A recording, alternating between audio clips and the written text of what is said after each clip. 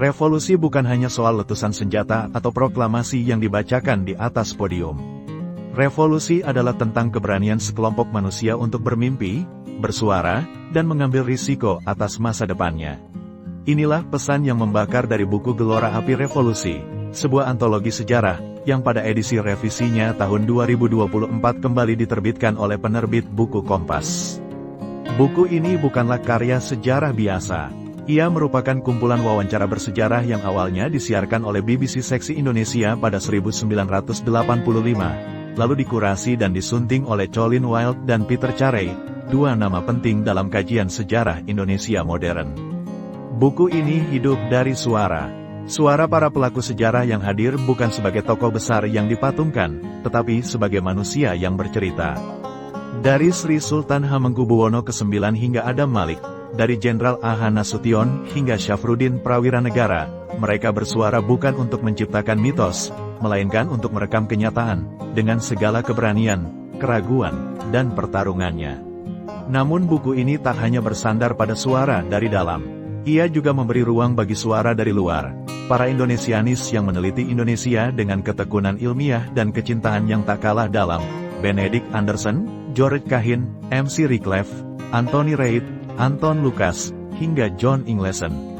Kehadiran mereka memberikan lensa yang lebih luas, bahwa revolusi Indonesia bukanlah peristiwa lokal semata, tetapi bagian dari gelombang sejarah dunia yang lebih besar, sebuah pusaran anti-kolonialisme, nasionalisme, dan pencarian jati diri bangsa-bangsa Asia di abad ke-20. Melawan narasi Orde Baru, revolusi bukan milik militer saja. Pada masa Orde Baru, narasi resmi tentang revolusi seringkali terpusat pada peran militer, agresi militer I dan II, serangan umum tanggal 1 Maret dan sebagainya. Militer dijadikan aktor tunggal dalam penyelamatan republik. Namun Gelora Api Revolusi hadir untuk menggugurkan klaim tunggal itu. Buku ini memperlihatkan bahwa revolusi adalah hasil kerja kolektif yang melibatkan diplomat, pemuda, kaum sipil, ulama, aktivis, dan rakyat biasa di pelosok-pelosok negeri. Salah satu benang merah paling kuat dalam buku ini adalah pentingnya diplomasi sipil. Para diplomat Indonesia, baik resmi maupun informal, bergerak ke forum-forum internasional untuk mencari pengakuan kemerdekaan. Mereka membangun narasi Indonesia sebagai bangsa yang layak berdiri sendiri, bukan sebagai wilayah jajahan yang hanya berpindah tangan dari Jepang ke Belanda. Para tokoh seperti Sultan Sejahrir, Agus Salim, dan Haji Agus Salim muncul sebagai aktor penting yang bekerja dengan pena dan pidato, bukan dengan peluru. Pemuda, generasi yang menyalakan api. Namun, salah satu narasi paling menggugah dari buku ini adalah tentang kaum muda. Mereka bukan pelengkap sejarah, mereka adalah penggerak sejarah. Peristiwa Rengas Dengklok, yang seringkali diajarkan secara singkat di pelajaran sekolah, dalam buku ini muncul sebagai momentum psikologis sekaligus politis. Para pemuda menculik Soekarno-Hatta bukan untuk memberontak, tetapi untuk menyelamatkan revolusi dari ketundukan simbolik terhadap Jepang. Mereka tahu bahwa waktu adalah segalanya, bahwa menunda berarti kalah. Dalam catatan Anton Lucas, sikap kaum muda saat itu sangat revolusioner bukan hanya karena mereka menuntut kemerdekaan segera, tetapi karena mereka juga menolak hierarki sosial yang mapan.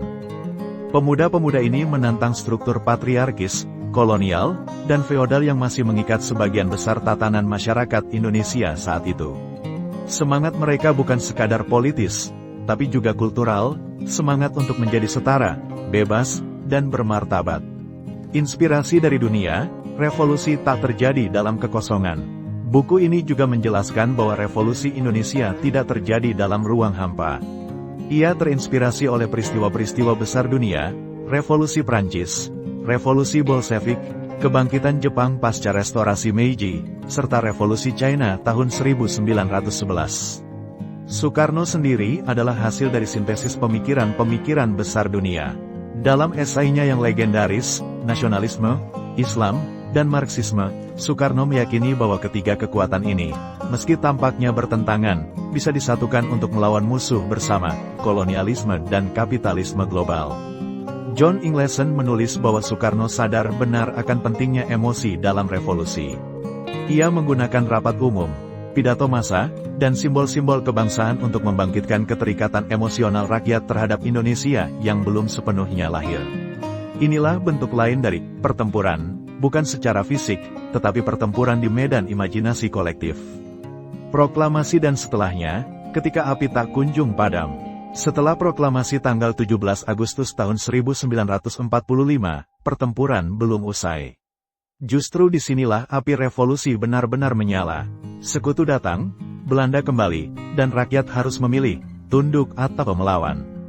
Dan mereka memilih melawan.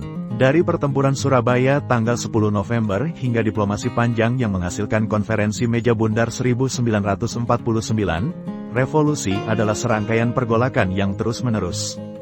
Buku ini menolak melihat proklamasi sebagai akhir. Ia justru menempatkan proklamasi sebagai awal dari babak panjang yang penuh luka dan harapan. Para pejuang bersenjata, aktivis sipil, jurnalis, buruh, petani, dan pelajar semua terlibat dalam mempertahankan mimpi yang telah dinyatakan dalam teks pendek, Kami Bangsa Indonesia dengan ini menyatakan kemerdekaan Indonesia. Catatan penutup, sejarah yang bernapas. Gelora Api Revolusi bukan buku sejarah yang kaku. Ia adalah catatan yang bernapas, penuh suara, penuh gairah. Ia tidak hadir untuk menggantikan buku sejarah formal, tetapi untuk melengkapinya dengan nuansa, emosi, dan perspektif yang lebih manusiawi. Ia tidak mengguratkan garis lurus sejarah, tetapi memperlihatkan percabangannya, pertentangannya, dan kompleksitasnya. Membaca buku ini seperti menyalakan kembali bara kecil dalam hati, bahwa kemerdekaan bukanlah hasil negosiasi elit, tapi hasil dari keberanian kolektif. Bahwa sejarah bukan milik pemenang semata, tapi juga milik mereka yang sempat bersuara, meski pelan.